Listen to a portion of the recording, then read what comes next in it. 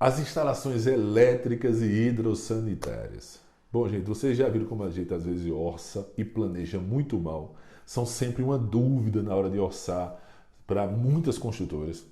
Não falta exemplo de estouro em orçamento nos custos das instalações ou empreiteiros que foram à falência mesmo por causa desse serviço. Esse problema ele é muito cultural, ele vem muito da nossa cultura de divisão de serviços que foi criada na construção civil.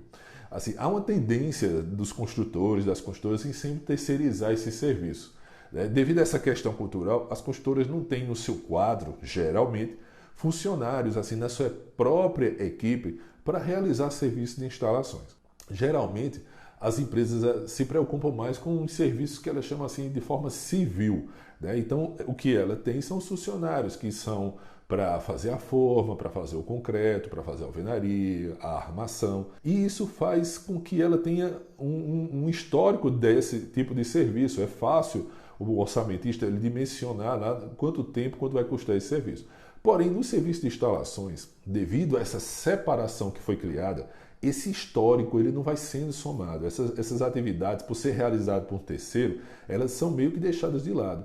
E por não ter esse histórico, as empresas elas diminuem muito a sua capacidade de avaliar o grau de dificuldade na hora de orçar e planejar essas atividades. E assim, se orça mal e também se planeja mal. E o resultado, lógico, não tem como ser bom, termina sendo insatisfatório, não sendo um resultado bom. Então, devido a essa falta de acompanhamento mais próximo dos serviços de instalações, falta composições de custos confiáveis. Assim, muita gente termina criando alternativas na hora de orçar. Cria ali uma maneira, um artifício para tentar chegar no número. Por exemplo, orça por número de pontos, independente de que ponto seja qual. Ou então colocando um percentual em cima do custo de material, lista-se todo o material e aí diz que a mão de obra vai custar X%. Ou seja, muito chute.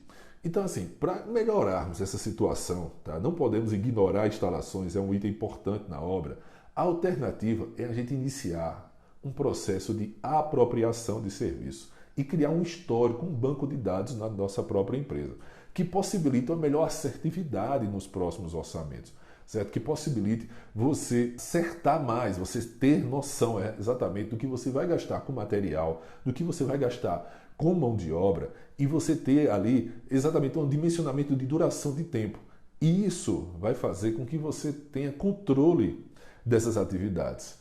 Afinal, não podemos ignorar, isso é uma falha cultural nossa de ignorar que durante a obra, a parte civil é a nossa parte e aquilo que a gente terceirizou, seja qual for o tipo de terceirização, é uma atividade que nós não devemos estar a par dela ali, não devemos estar acompanhando, certo? Então, era isso que eu queria falar com vocês sobre instalações, ok?